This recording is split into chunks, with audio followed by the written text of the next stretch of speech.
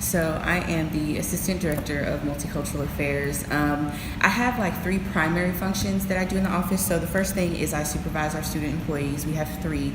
Well, we have two, and then we have an employee who works both in our office but also upstairs in the Center for Diversity Education. So the majority of my time goes to their supervision, but I'm also the chair of the Legacy Mentoring Program. Legacy is a mentorship program for women identifying students of color on campus, just kind of a support network.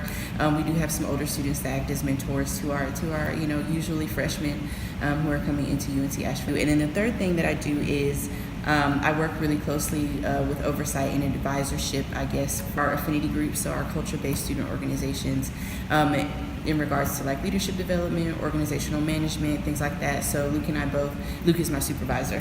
He's the director of Multicultural Affairs. We both have bi-weekly meetings with them as a group, to kind of really get them prepared for the next year, move them through, the current academic year pretty smoothly.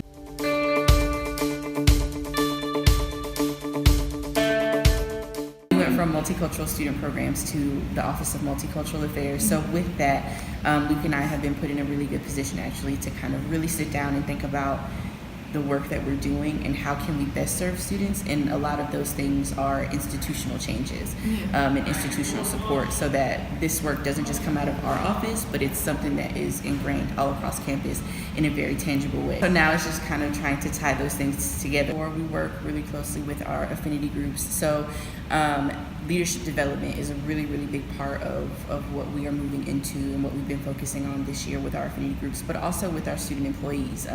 I think oftentimes, students expect when they work on campus that it's going to be 2 hours a day to do their homework. So one thing that we've been really intentional about is giving our student employees a lot of responsibility in terms of program coordination. So that's program descriptions, that's contacting those people who are involved, all of these things, so that they can kind of get that skill, and also teaching them how to relate what they're doing. And we do this with our affinity groups as well, but how do you relate the programs that you're doing with the vision, mission, goals, etc. of our office, of your organization, and how do those things tie into the greater strategic plan of the institution. In addition to that, we also provide some educational initiatives, which is what we call our educational programming. So things like our social justice coffee hours, where we typically partner with other departments on campus or other community organizations to come, and typically they do a presentation to really engage students and really just kind of sit down and have an open conversation about some things that are going on in the community.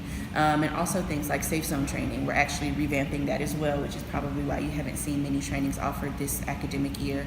But really sitting down to look at that program to figure out what are things that are missing from that training, what are some things that could be more impactful, and how do we kind of build a network of people who can facilitate that training. So that is another way for students to get involved. And then also some engagement opportunities, which would be Legacy, so our mentorship program, but also for incoming students and perhaps some upperclassmen students. We'll see how that goes with the Sankofa Living Learning Community.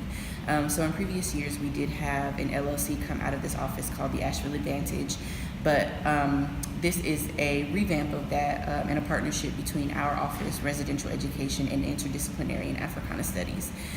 So we're really, really excited about Sankofa. It's really going to be a space for students to kind of look at social justice, equity, and inclusion from a global perspective, and also globally in a modern sense. I think a lot of times when we talk about colonialism and post-colonialism, we think about, immediately after colonialism ended. But we really want students to kind of think about these social justice topics in a way that's relevant, but in a way that gets past this kind of Western, very European perspective we usually have, because that's usually how we learn about these things, from our perspective as Americans. So really, really being critical about what's going on globally and what type of work we can do, and they can do really, at UNC Asheville to make a positive impact in that way.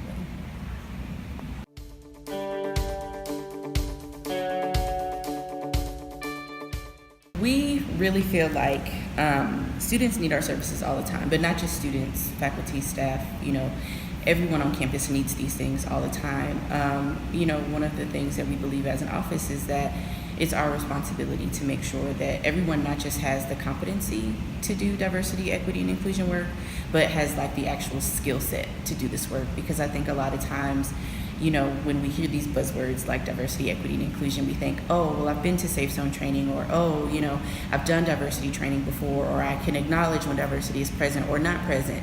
But folks don't really understand how to do the work in a context that works for them.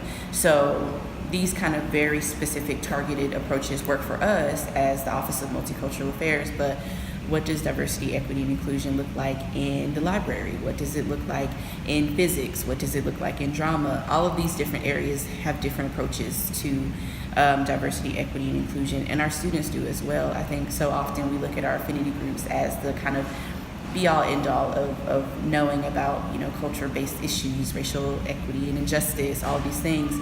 But the hope is that we give you more than just that kind of baseline understanding, and students have more than just that baseline understanding, because it doesn't teach you how to interact with the things that you know if you don't go past that. So really, really getting our students to understand, like, yes, it's great that you know these things, but how do you apply them? And how do you apply them to students who look like you and who experience the world the same way that you do, and students who don't? So we believe that students could use these things all the time.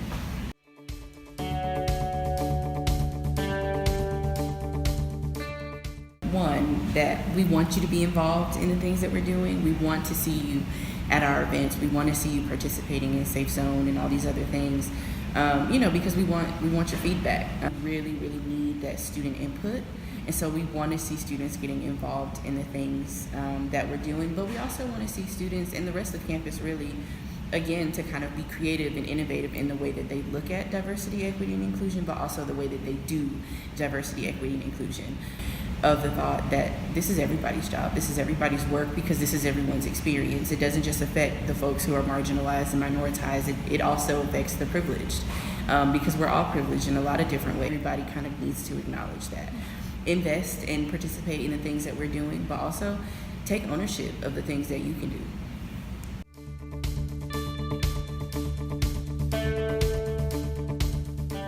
Probably the biggest question that we get all the time is, what is the Office of Multicultural Affairs? And what do we do? What actually is the Intercultural Center, and are they allowed to use the space? I think a lot of students don't really, our sign outside is wrong. So I think a lot of students don't yet know that we're here, because we are kind of in the back corner of the building. And then they don't actually know if they're what the space is used for, if they're allowed to be in the space. So we want to make sure that students know, yes, the space is open to you for whatever you need, whether it's an event, whether it's just to study, whether it's to sleep. We do have some sleepers. So, the space is here both as a safe haven, but also as a resource to students. And then how can students get involved? And we talked a little bit about that already. So yeah, I think those are probably the most common questions that we get.